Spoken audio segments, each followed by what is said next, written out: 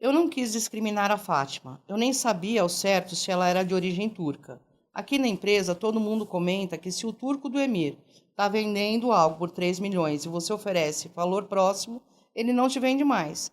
Porque ele fala que se o cara está quase chegando no valor, é porque vale muito mais.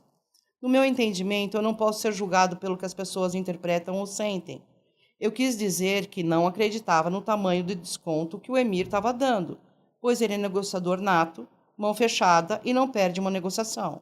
E outra coisa, outras pessoas fazem com frequência comentários muito piores sobre o jeito do Emir com questões financeiras. Hoje nós vamos trazer todos os detalhes de uma investigação de discriminação por origem. Eu sou Mário Júnior, sejam muito bem-vindos e bem-vindas ao Dissimulados. Eu sou Sandra Deco e participei dessa investigação.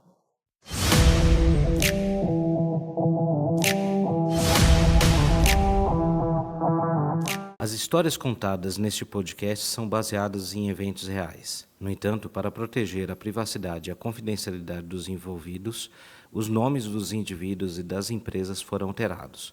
Qualquer semelhança com pessoas ou entidades reais é mera coincidência. Fala pessoal, sejam muito bem-vindos e bem-vindas ao Dissimulados. Eu sou o Mário Júnior e vou fazer agora a minha autodescrição. Eu sou um homem branco, cabelos castanhos escuros, olhos castanhos escuros. Eu estou de sapato bege, uma calça jeans, camisa branca e paletó azul. Eu sou Sandra Deco, sou uma mulher branca, olhos e cabelos castanhos, uso óculos. Estou vestida com camiseta preta, terninho preto, calça preta e tênis branco. E esse caso, né, Sandra, é um caso que mexe muito com uma questão íntima da pessoa. Aquela questão que muitas vezes toca lá o âmago e traz um constrangimento, traz uma tristeza, traz um questionamento do porquê que eu estou sendo atrelado a esse tipo de coisa. Por que eu estou passando por isso, né? Exatamente, Mário, porque são questões íntimas aí que mexem realmente com sentimento, aí, com cultura, família e tudo mais. Isso aí é muito, muito dolorido. Eu costumo dizer que tem frases que duram segundos, mas o impacto delas ficam por semanas. E mesmo que e pior do que o que foi dito é aquilo que vem depois. É o silêncio, né? É a omissão que causa um constrangimento que destrói a situação.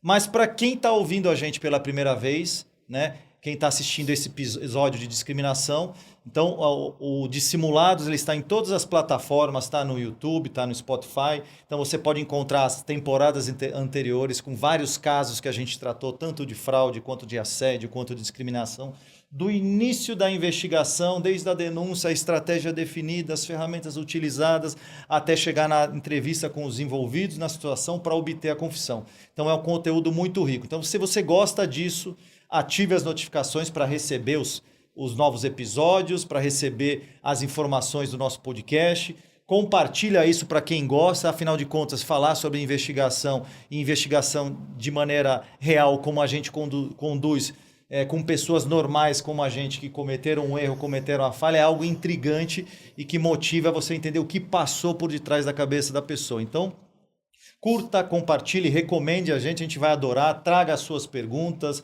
mande questões pra gente, porque a gente vai adorar debater, né, Sandra? É isso aí. E pode ser através até inclusive do Instagram, mandar direct, pergunta como é que funciona isso, como é que funciona uma investigação, quais são as formas de investigação.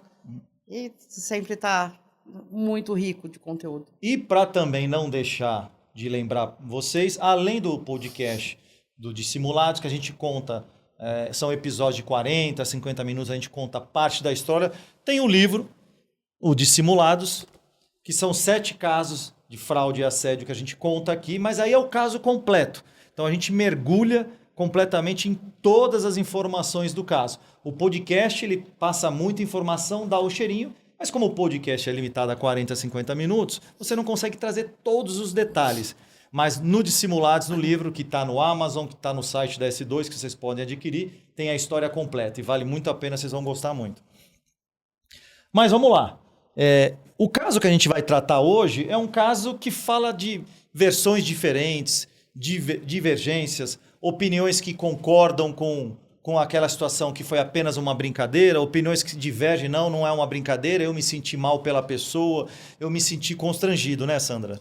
Isso, e até tem um desdobramento posterior aí, e realmente aí são muitas falas, muitas versões, Opiniões diferentes, e que a gente acaba inserindo isso até no próprio contexto para analisar. e que a gente precisa maturar tudo isso para trazer o mais próximo da realidade. Porque vamos pensar, pessoal, uma situação que aconteceu numa reunião. É muito difícil as pessoas reproduzirem ao pé da letra o que foi falado, o que foi os comportamentos expressados ali. O que a gente sabe é que vai ter diferenças, vão ter algumas divergências, mas o que você precisa prestar muita atenção é se o contexto geral caminha para o mesmo lado. Porque as divergências de palavras, de comportamentos, elas vão existir, porque nesse caso, foram 5 ou 6 pessoas, 6 pessoas, ou 7, enfim, participando desse evento, falando sobre esse evento, sendo que apenas 4 participaram, né? O diretor da reunião, que a gente vai falar daqui a pouco, o diretor, o coordenador, a vítima e um outro funcionário da área. Então foram 4 pessoas que participaram e mais 2 pessoas que tiveram acesso à informação depois. Então essa divergência vai ter aquele famoso telefone sem fio, vai ter algumas diferenças, né, Sandra?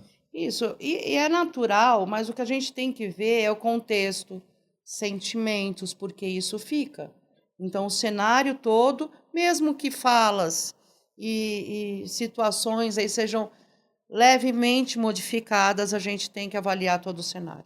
E isso que a Sandra falou é extremamente importante, que as emoções e os sentimentos ficam. E você vai ver nas palavras que as pessoas vão utilizar durante a entrevista, você vai ver nas palavras utilizadas durante a denúncia. Isso fica, a carga emocional fica principalmente para quem sofreu o ato de discriminação e para quem vivenciou, percebeu e se sentiu constrangido pela pessoa, né? E, inclusive, a falta de sentimento de quem cometeu também é muito importante. Eu estava esquecendo de falar isso, a falta de sentimento, né? Aliás, tem um especialista que diz a total carência, a total falta de sentimentos num depoimento, numa entrevista, já é uma resposta, né? Já é, e é bem significativa também. Não é? E aí, qual é a prioridade nossa num caso como esse? A primeira coisa é acolher a vítima. Mas lembrar que acolher a vítima, muita gente fala acolhimento, não sei o quê. Não é efetivamente abraçar a ideia que aquela vítima está falando a verdade ou que aquilo aconteceu. Porque pode ter uma percepção equivocada da própria pessoa. Pode ter um entendimento equivocado da própria pessoa ou, pior ainda, a pessoa pode estar mentindo. Pode estar inventando. Então, o acolhimento que a gente fala é o acolhimento na abordagem durante a entrevista, é o acolhimento em entender tudo que a pessoa está falando, é o acolhimento em dar total atenção e total ouvidos para aquela pessoa contar a sua história. Não é partir do pressuposto que aquela história já é verdadeira. Nossa, que absurdo que você passou. Uma vez eu analisei um atendimento de canal de denúncia, de um canal de denúncia via voz, que a atendente, enquanto a denunciante passava as informações, a atendente fala, nossa, que coisa que a senhora sofreu, nós vamos fazer de tudo para vamos fazer de tudo para ajudar a senhora. Sendo que a atendente não sabe se aquilo tudo era verdade, sendo que a atendente não sabe se a pessoa vivenciou aquilo, mas ela estava o quê? Já acreditando e já demonstrando emoções e direcionando a denunciante. Esse caso a gente deixa para contar num outro momento, que nesse caso a pessoa que fez a denúncia não era nem a própria vítima, era se passando pela vítima. Vocês podem imaginar como foi torto esse caso ali. Então, o primeiro ponto é acolher do ponto de vista eu estou atento, eu estou aqui, a empresa está pronta para te ouvir. E o outro ponto é garantir também que os envolvidos, as pessoas que estão sendo acusadas do ato de discriminação, elas não sofram injustiças.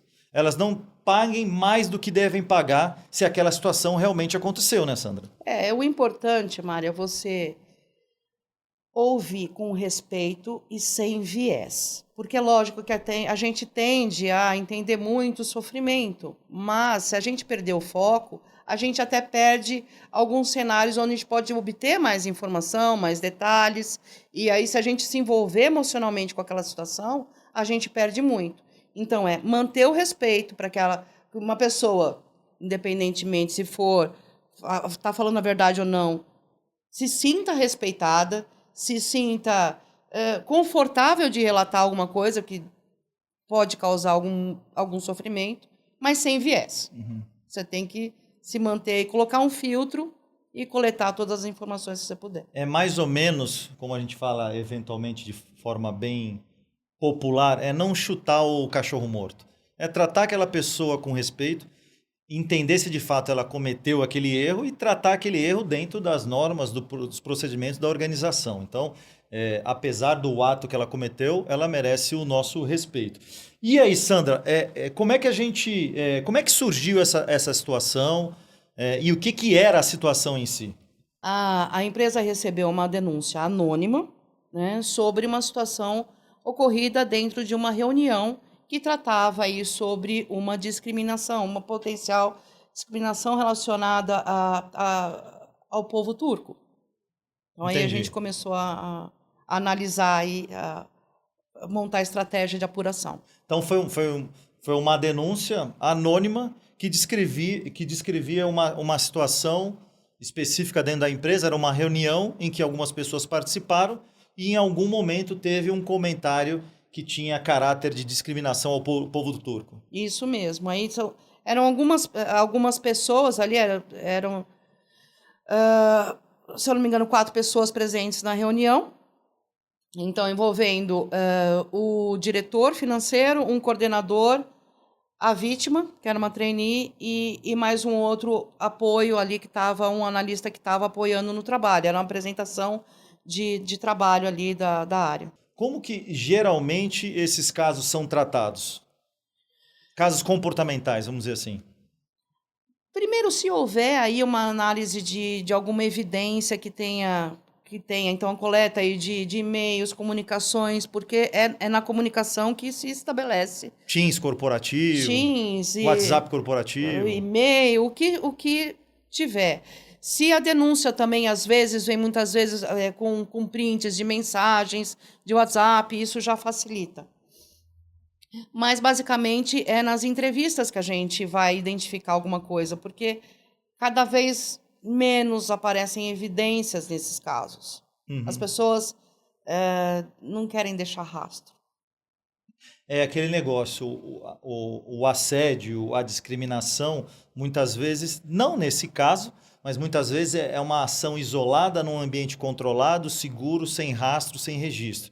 Eventualmente, a gente ainda encontra no e-mail, num WhatsApp, numa conversa de Teams, algumas evidências, algumas provas, mas cada vez mais o pessoal está se preservando disso, até mesmo porque o compliance, a área de compliance, a área de auditoria, ela está atuando muito forte nisso. A comunicação nas empresas aqui no Brasil está muito forte sobre isso. Então, as pessoas estão tomando mais cuidado com relação a esse tipo de situação. Então, a gente tem alguns caminhos numa apuração como essa. É fazer a análise da credibilidade da denúncia, porque vem uma denúncia por escrito, você vai fazer essa análise da credibilidade.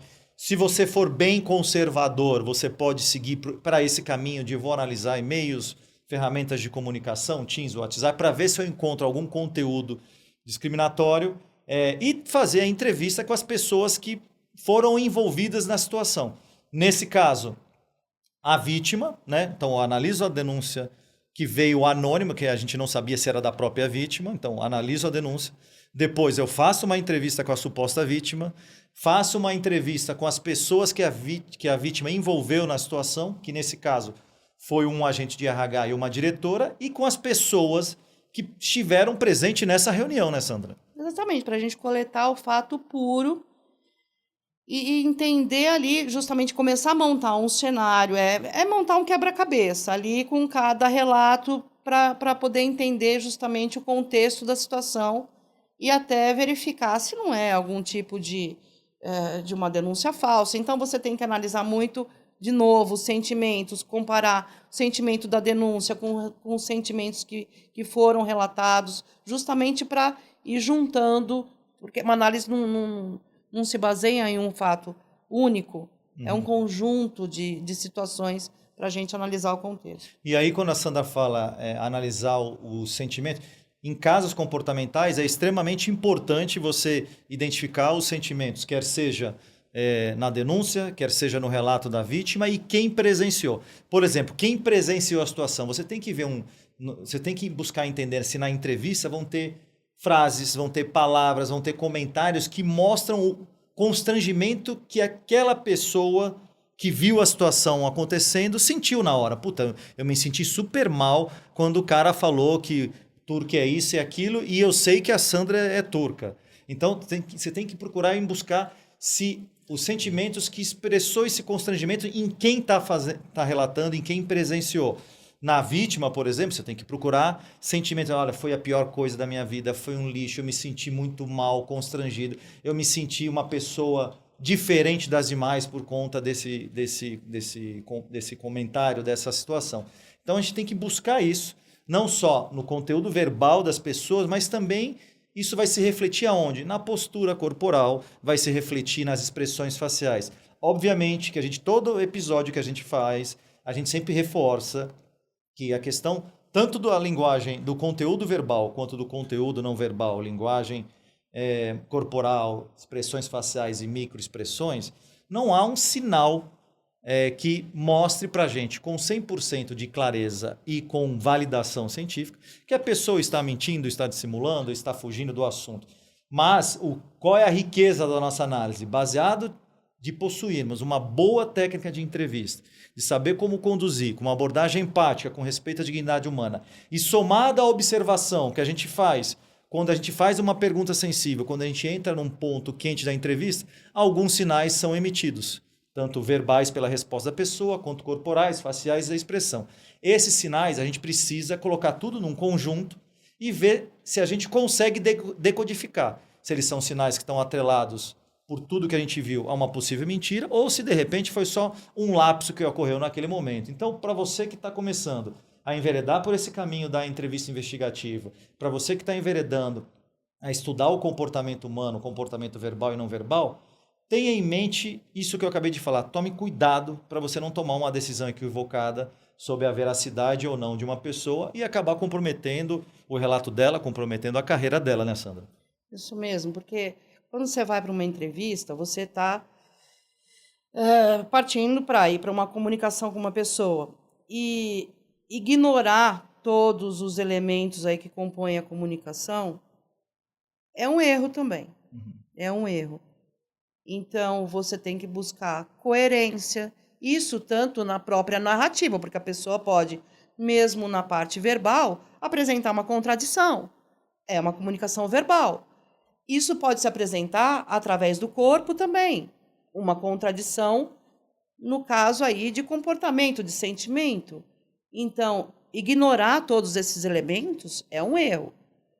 Agora, basear também só em um ponto é outro erro. A gente tem que ver o conjunto da situação. Entendi. E aí, Sandra, vamos ser um pouco mais específico agora. O que foi tratado nessa reunião? Era uma apresentação, era uma questão financeira, era juros, era empréstimo? O que era ali, o tema ali? A apresentação... Que a Fátima apresentou para a galera ali. Inclusive, a Fátima estava num ambiente inclusive de avaliação. É uma trainee que estava apresentando um trabalho. E você sabia? Eu até pesquisei, porque de fato eu não sabia. Na época... eu conversei contigo na época. Fátima é um nome de origem turca mesmo. Né?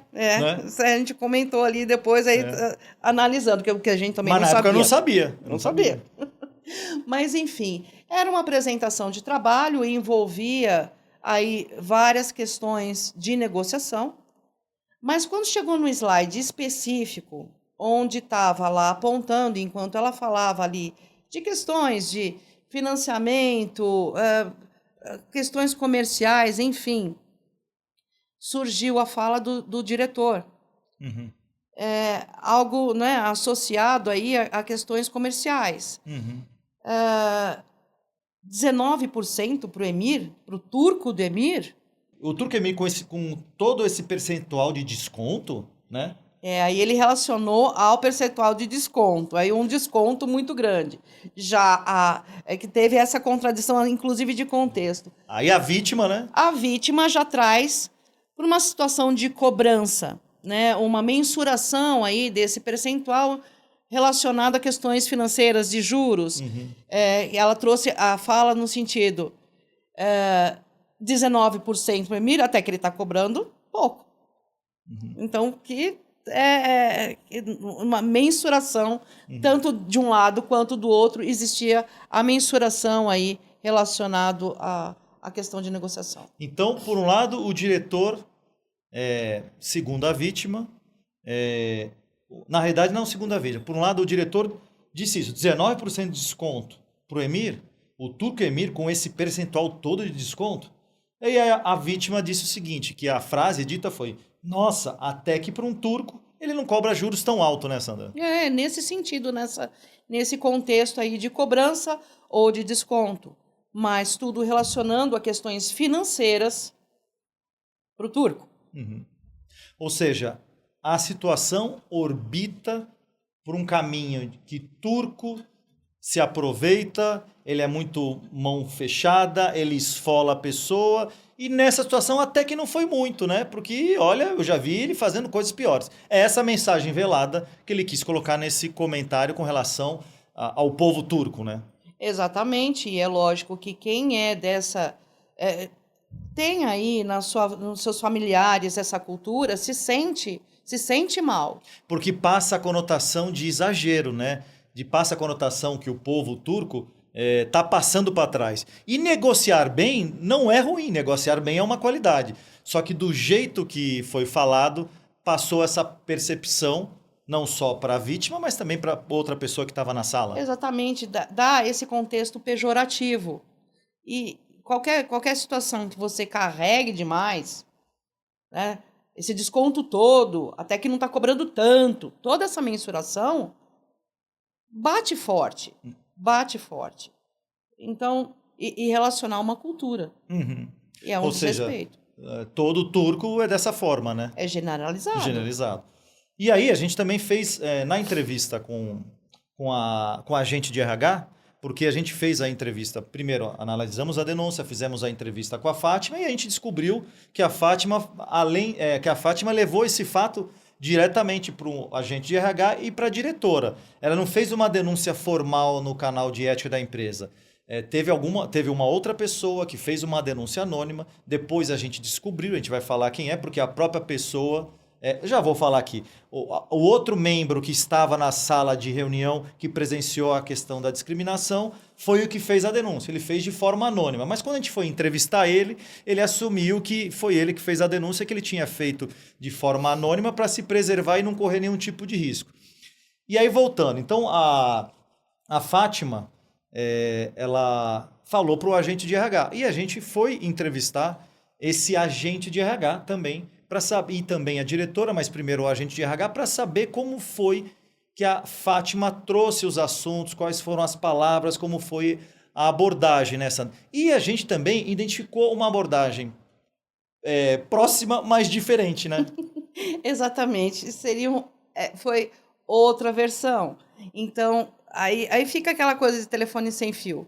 Mas o contexto se manteve. Que eu vou ler para vocês. Até que por ele ser turco, ele está cobrando barato. Então, isso foi o que o agente de RH comentou que a Fátima falou que foi a fala do diretor. Isso. Então, a gente viu 3 formas diferentes. Então, a gente viu 19% de desconto por Emir, o Turco Emir com esse percentual todo de desconto. A outra, nossa, até que para um turco ele não cobra juros tão alto. E a última, até que por ele ser turco, ele está cobrando barato. A literalidade muda, mas o cenário permanece. É aquele negócio, né? Versões diferentes orbitando no mesmo cenário ali. Então, a gente vê, apesar de ser versões diferentes, a gente vê que tem convergência. Sim. A gente viu convergência na questão no primeiro exemplo, no segundo exemplo e no terceiro exemplo. Agora, por que é tão grave esse tipo de conotação, Sandra? O que significa na prática isso? Significa, Mário, O que pode gerar isso na prática para quem de fato tem um comentário desse, quer seja dentro de uma empresa, tem um comentário desse na rua com alguém? Isso leva esse cenário assim para carregar num estereótipo que historicamente ali veio se impregnando na cultura, né? Então, se for colocar, se você falar isso para uma pessoa, parece que está tratando diretamente, está ferindo diretamente essa pessoa. E vai trazer num contexto generalizado. Então, utilizar um estereótipo para colocar isso como uma característica, isso fere, se vem num formato pejorativo. E isso pode, inclusive, se a vítima quiser ir adiante, ela pode fazer um boletim de ocorrência, instaurar um inquérito por crime de discriminação, Exatamente. racismo, né? Porque é um racismo voltado à etnia, Uhum. né? Ou ligado à religião, porque incita justamente a discriminação por Separatismo, o afastamento. quando coloca esse traço pejorativo. Porque ele não estava fazendo elogio. E aí veio uma frase durante as entrevistas, tanto do coordenador como do diretor, que era uma frase do tipo, não vou lembrar literal, mas foi só uma piada, foi só uma brincadeira, né, Sandra? Exatamente. Aí, quando admitiram que tiveram essa conduta, aí fala assim, mas a gente estava brincando, né? É normal esse tipo de brincadeira com pessoas ali, e normalmente isso não causa constrangimento. Uhum. Mas, na verdade, nessa entrevista a gente descobriu que foi apontado o constrangimento. E agora, independentemente se foi uma piada ou uma brincadeira, essa piada, essa brincadeira foi só para quem fez. Para quem sofreu, não foi piada, não foi brincadeira, foi constrangimento. Foi dano, foi algo que a pessoa não gostaria de ouvir, não gostaria de presenciar. Só que aí tem um ponto também que é importante, galera. A gente procurou ter muita clareza para entender como era a relação dessas pessoas na área, para ver se existia, entre aspas, algum tipo de licença poética para eles utilizarem uma característica, uma origem, uma etnia e ficarem brincando um com os outros, né, Sandra? Porque isso é muito comum em outros aspectos, quando a gente vai investigar outros casos, em que você utiliza uma outra característica que seja física. Chamar uma pessoa um pouquinho mais obesa de... Fora dos padrões de IMC. Gordão, o cara não liga, mas é tudo no ambiente ali que está tudo de brincadeira. Então, existem alguns cenários que a própria pessoa dá abertura. Uhum. E mesmo num ambiente desse de brincadeira, a situação foi posta. Mesmo tendo essa licença entre as pessoas que estão brincando, às vezes existe uma outra pessoa que está fora dessa brincadeira que viu e se sentiu constrangida. Exatamente, porque a pessoa pode ter a mesma característica. Pode ter a mesma característica. E não gosta disso. E não gosta de ver isso acontecendo com outras pessoas. Realmente precisa mudar essa cultura. Porque, tudo bem, a pessoa com que você está se direcionando não se importa. Mas você ter esse comportamento no ambiente corporativo é muito complicado. E nesse caso, não existia essa licença poética para fazer essa brincadeira. O cara era um diretor, a menina era uma trainee. Tem essa questão da hierarquia também, hierarquia, né? E tem o peso também. E o que acontece? Não tinha essa liberdade, porque ela realmente se incomodou. Agora, teve uma grande divergência também nas entrevistas, que era o pedido de desculpa, né, Sandra? O que você lembra do pedido de desculpa? Que é aquele pedido, se houve ou não pedido de desculpa imediato, logo depois que eles perceberam o que o coordenador e o diretor percebeu aquela situação pastosa, aquele silêncio, aquela coisa ali. Também teve divergência nessas versões. O que acontece? Tanto o coordenador quanto o diretor falaram que ao perceberem, né, ao perceberem o desconforto facial ali que demonstra, ou, né, talvez um susto, uma reprovação silenciosa ali, perguntaram se ela é turca e pediram desculpa, né? Uhum. O diretor pediu desculpa. E aí teve um outro ponto importante. O coordenador mencionou, né, que quando perguntou você é turca, ainda lançou uma outra. Agora ela vai abaixar a cabeça e falar que é verdade. Ou seja, a emenda do soneto foi pior ainda, né? Então, tem o comentário com a questão do percentual, da mensuração. Não tem a desculpa. E ainda fala, agora ela vai abaixar a cabeça e dizer que é verdade. Concordar com isso. Concordar com isso. Na versão dela, ela fala que não teve um pedido de desculpa. Teve o silêncio. Eles colocaram que, depois que perceberam ali, pediram, né, se desculparam e tudo mais, e ela falou, tudo bem. A versão, tanto do analista quanto dela, falaram que não houve pedido de desculpa, houve um silêncio momentâneo, né? Então, coordenador e diretor fala que houve pedido de desculpa. Pedido de desculpa. Fátima e o analista denunciante anônimo, que depois a gente descobriu que era denunciante, ele se identificou, falam que não houve o pedido de desculpa. O pedido de desculpa. Teve aquele silêncio constrangedor. Isso mesmo. Ela falou assim, isso é crime, e depois eles perguntaram se ela era turca, e sem pedido de desculpa, e a reunião continuou. E não teve pedido de desculpa depois também. E isso é importante, hein? Ela sinalizou na reunião que isso era crime. E o analista que a gente entrevistou confirmou que ela falou isso. Confirmou. E que pelo menos, ele confirmou que naquele momento não teve pedido de desculpa. Ela confirmou depois que também, posteriormente, não teve. Então, a gente continua naquele universo de algumas declarações divergentes, mas outras convergem, né? E a órbita continua sendo um comportamento de discriminação. Obviamente que o coordenador não assumiu que a frase que a gente acabou de dizer, agora ela vai abaixar a cabeça e dizer que é verdade. Mas o analista que estava na reunião falou algo muito próximo do que a Fátima contou para a gente.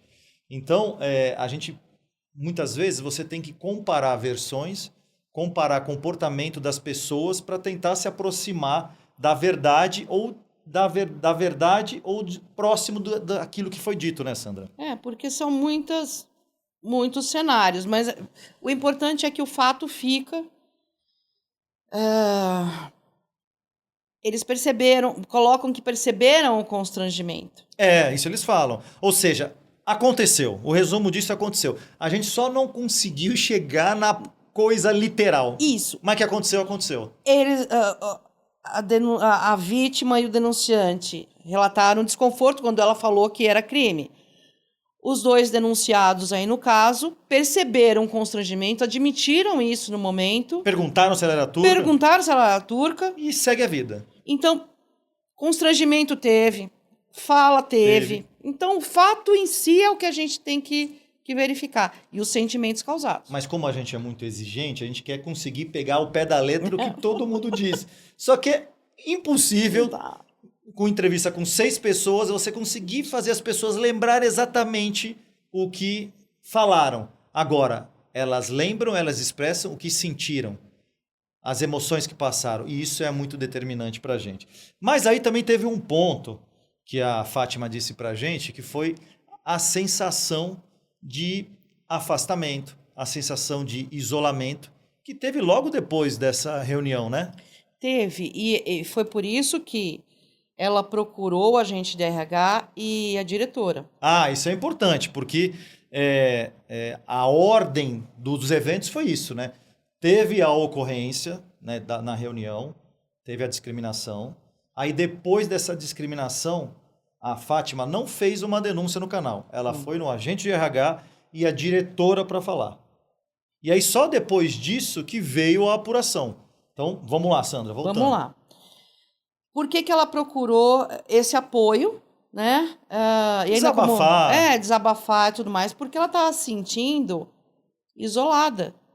Ela começou a deixar de participar de reuniões, de projetos, comunicação. O diretor praticamente parou de falar com ela. Será que o diretor fez isso por conta da trucada que a Fátima deu? Isso é crime. Será que... Possivelmente ele ficou com ego ali. Né, como que uma trainee vai falar isso pra mim? Porque, olha só, trainee pro diretor e confrontar assim, eu acho que ela também foi no impulso, né? Nem pensou na hierarquia. Pensou como um ser humano ofendendo o outro e ela reagindo. Mas ele não pensa assim, né? Possivelmente não pensou assim e escanteou a menina. Escanteou a menina. Então, ela começou a não ter... Poxa, ela estava apresentando um trabalho bastante relevante, com temas bem complexos. E depois começou a parar de participar de reunião, já não tinha mais comunicação, o diretor mal falava com ela. Então, por isso que ela foi procurar, porque ela está se sentindo isolada.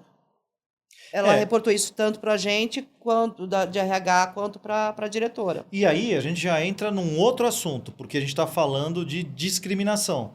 Agora a gente está falando de assédio, de uma das formas de assédio, que é o isolamento de comunicação. É fazer a pessoa se sentir esvaziada, se sentir abandonada, se sentir à mercê da área, não ter participação, fazer a pessoa não existir para a área. Isso é uma forma muito cruel. Mas e aí, como é que a gente confirma se esse isolamento realmente aconteceu? Porque a Fátima tomou a decisão de falar com o agente de RH e com a diretora por conta da reunião e por conta de perceber que já estava sendo isolada, deixando de... Como é que confirma isso, Sandra? Nesse caso daí, seria a parte da retaliação por uma conduta que ela teve, como uma reação de ofensa. Ou seja, né? O cara achou que, ela me retaliou dizendo que é crime, agora eu vou retaliar ela. Eu vou retaliar ela. Como é que... A gente não tinha essa informação de forma antecipada, porque a gente só tinha a denúncia. E aí ela foi reportar isso depois. E isso o que trouxe pra gente? A possibilidade de verificar aí a parte técnica ali, mensagens, e-mails, agenda, compromissos e tudo mais, comunicação por Teams. Então foi verificado que daí a gente pegou todo esse material para colocar na ordem cronológica ver a rotina dela. Ver a rotina. A gente percebe que antes da reunião, que a gente tem uma data que dá para delimitar, que ela tinha uma atividade constante, participava de auditorias e um monte de atividades, reuniões, tinha mensagens, né, conversa pelo Teams. Durante o período não teve. Estava assim, pouquinha coisa, comunicação Teams zerada com o diretor. Não estava participando de nenhum projeto, só estava concluindo um ali que tinha iniciado.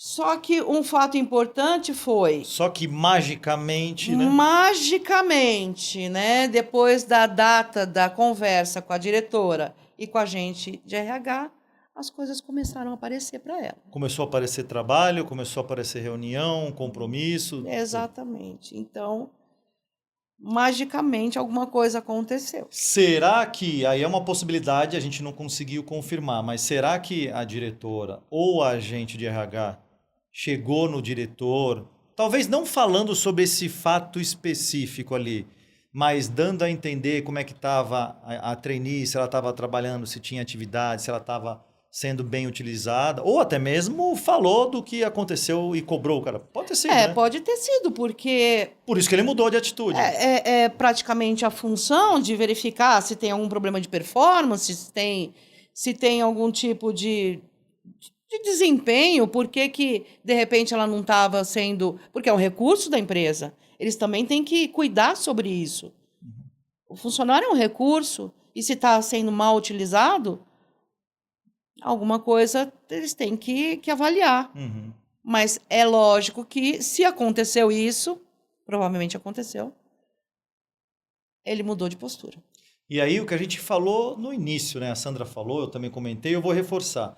Muitas vezes, durante uma investigação, você tem uma mudança de rota ou um ajuste de rota. Na realidade, esse foi um ajuste de rota. O que a gente não tinha previsto olhar no primeiro momento, que eram os e-mails, as ferramentas de comunicação, por conta dessa comunicação que a gente recebeu na própria entrevista com a Fátima, que ela estava isolada, que ela estava deixando de lá, eu falei, vamos dar uma olhada nisso, para ver se confirma o que ela está falando. E, de fato, confirmou o que ela está falando e confirmou também a questão do reajuste da rota, ou seja, do momento em que o diretor e o coordenador começam a inserir ela de novo nas atividades, nas reuniões, né, do dia a dia. Exatamente, porque dá para a gente montar a cronologia. Por que essa mudança de comportamento específica? Só esse fato não dá para cravar, mas permite uma inferência aí, uma hipótese muito forte sobre esse aspecto. Porque a gente vai colocando as pedrinhas ali, É as que peças nem- no quebra-cabeça. e aí acabou montando o cenário completo. E aí, Sandra, tem a parte que a gente precisa definir a participação, o envolvimento das pessoas que foram entrevistadas com esse caso.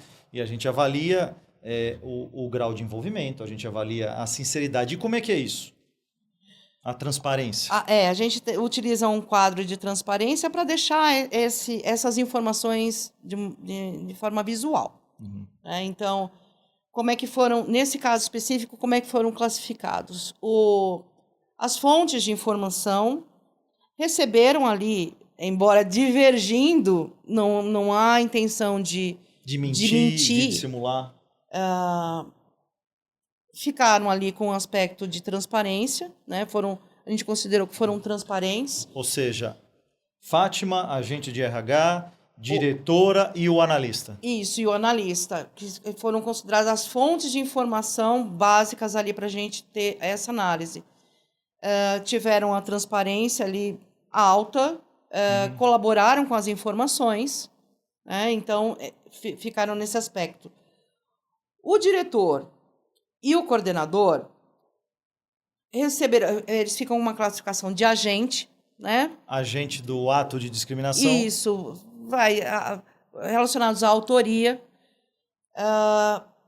Tiveram aí como a contribuição parcial de informações, teve muitas negativas e tentativas de negar, inclusive a gente não teve a confirmação daquela fala, né, do coordenador.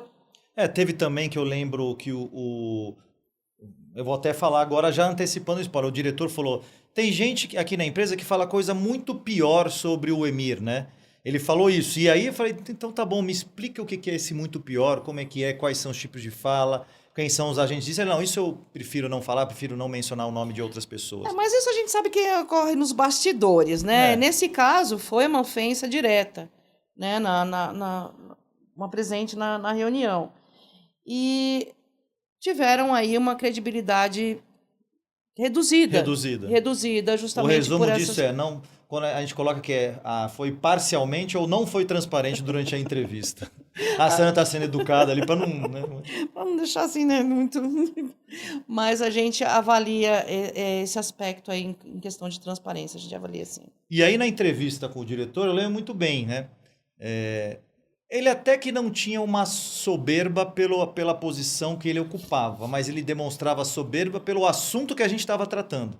Então ele a soberba dele, a vaidade não era por ele ser diretor e do outro lado terem 2 consultores, e sim a soberba dele era por achar que o assunto que a gente estava comentando era um assunto que não importava, que não tinha acontecido nada. Tanto é que ele falou que não se arrependia do que tinha falado, do que tinha acontecido, né, Sandra? Isso, não se arrependia porque não considerava uma discriminação. Não, porque era uma brincadeira e que todo mundo fazia esse tipo de brincadeira. Justamente não percebendo o problema da situação e normalizando o ato. Então, o arrependimento por brincar? Não. E aí é aquele negócio. Existem situações, eu não quero colocar tudo no mesmo balde, mas existem situações que o grau de sensibilidade e o reconhecimento da atitude pode influenciar nas consequências disciplinares que um suspeito, um agente direto, vai receber da sua organização. Então, nesse caso, você não percebeu nenhum tipo de sensibilidade, realmente pisei da mola, estou errado, não deveria ter feito isso, estou arrependido. Você não percebe isso. Você vê que ele ainda continua batendo na tecla que foi só uma brincadeira, que foi só uma piada e que tem gente que faz coisa muito pior dentro da organização. Esse é o pior cenário para o entrevistado. É o cenário que vai, com certeza, trazer mais consequências, mais medidas disciplinares para ele, porque ele não teve sensibilidade. Agora, existem situações que a pessoa se arrepende, que a pessoa se propõe a pedir desculpa, que a pessoa mostra que realmente pisei da bola, não deveria ter feito isso, eu me sentiria mal se eu estivesse na posição dela. Não estou dizendo que isso vai isentar, vai limpar a barra, vai atenuar. Mas existem empresas que vão graduar essa medida disciplinar conforme o retorno que o entrevistado dá. Então, por isso que é importantíssimo a gente avaliar a sinceridade dele, para ver se aquele, tô chateado, tô incomodado, me senti mal, né? É realmente legítimo ou é só para inglês ver, para uma formalidade processual ali no momento, né, Sandra? É muito importante porque demonstra que essa ação tende a não se repetir, ao contrário de quem Foi não só uma admite brincadeira. e vai continuar brincando. Tanto é que todo mundo fala coisa muito pior do Emir, mas no caso ela não se sentiu mal por causa do Emir, ela se sentiu mal por causa da associação que o povo turco tem de ou levar vantagem ou ter ali Negociar mais do que deveria, de obter apertar. benefício financeiro, né, através de uma negociação. Então, ele ainda direciona ainda para o Emir naquele momento. Todo mundo fala coisa muito pior do Emir. Agora vamos falar do papel do coordenador. A gente não conseguiu constatar se o coordenador de fato falou aquela frase. Até agora ela vai abaixar a cabeça e falar que é verdade, né? A gente não conseguiu constatar. Mas tem um ponto que é importante falar sobre o coordenador, né? Tem, porque a gente viu a conduta do analista, que denunciou. Tudo bem que ele não fez nada na hora, porque na pro analista hora fazer alguma coisa na hora, tem um diretor e um coordenador, o analista falou, tô colocando a minha cabeça a prêmio. e Mas não foi nem mesmo assim, comigo. e não foi nem, mas mesmo assim ele falou, eu vou denunciar. Eu vou denunciar. Então se coloca na posição do analista. Difícil dele dar uma porrada ali no diretor e no coordenador. Mas mesmo assim ele foi lá e denunciou. E aí, agora, você vê a conduta do coordenador, que além de na entrevista, também transpôs como brincadeira o ato. Né? Mas foi uma brincadeira, não teve intenção e tudo mais. Mesmo que ele não tenha falado nada. Ele foi omisso. Assim, na nossa percepção, ele é conivente com esse tipo de situação. E quando a gente inicia uma entrevista que a gente quer saber, vai começar a introduzir o tema. É óbvio que a gente começa, não vai ao fato direto, a gente quer entender a percepção dessas situações, de estereótipo, a gente usa inúmeros, né, aleatórios ali para poder identificar. A gente percebeu que o coordenador relativiza situações de outros estereótipos na empresa. É verdade, tinha a brincadeira com uma estagiária que era de origem nordestina. Tinha isso, é então verdade. Ele normaliza, relativiza. Então, mesmo que ele não tenha falado nada sobre abaixar a cabeça e concordar, demonstra a postura dele diante da situação. Ou seja, o silêncio é tão forte como A própria ação. A própria ação. Ele ficar em silêncio, de repente ele poderia ter medo de falar, mas depois ele poderia falar com o diretor, cara, acho melhor pedir desculpa, acho melhor se retratar, mas isso ele não procurou. Então mostra, vamos dizer assim, não quero ser injusto, mas mostra alinhamento, né, Sandra? Com as brincadeiras, com o separatismo. Se falasse, não falou nada porque também não queria ir contra o diretor e tudo mais, mas durante as conversas a gente percebeu que ele tem uma conduta praticamente similar. Uhum. É a rotina dele. Ele não interpreta isso como ofensivo. É brincadeira. Ou, por exemplo, durante a entrevista, a gente perceberia a real percepção dele, a postura dele, de reprovação, de não concordar. Ele poderia Ele tinha oportunidade, ele não estava na frente do diretor. Tinha oportunidade de falar pra gente. Mas não falou. Mas foi uma brincadeira. Uma brincadeira. E aí, a gente acabou finalizando esse caso. De fato, a conclusão foi que houve a discriminação, a gente não tem dúvida. A única incerteza era as palavras certas ditas, mas todas as versões rumavam com palavras próximas à discriminação contra a origem turca ali, da questão da negociação, de descontos, de ser muito pesado, ser muitas vezes injusto. Era isso que rumava ali no nosso caso. E aí a gente sugeriu algumas medidas para medidas administrativas, medidas educativas, medidas de medidas disciplinares, né, Sandra? Isso, nesse caso, como deu clareza e segurança para a gente colocar como procedente essas condutas, isso dá segurança. Então, aí a gente sempre reforça para manter o sigilo, né, nas recomendações, sempre manter o sigilo para não expor os participantes e evitar qualquer tipo de retaliação. Acabou, encerrou. Fazer um comunicado de encerramento às pessoas que participaram, e a gente sugere aí avaliar e considerar aplicar medida educativa ou disciplinar, né, tanto para o coordenador quanto para o diretor, conforme a matriz de consequência da empresa. Entendi.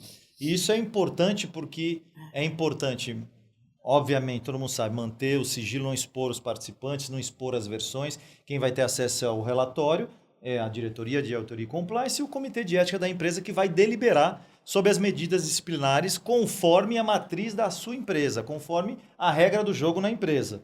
Muitas vezes o próprio cliente, quem está contratando, ele pergunta o que você acha, qual é a medida certa, e você, primeiro, tem que conhecer a matriz da empresa e depois você tem que ter muita cautela e cuidado para amparar a sua sugestão.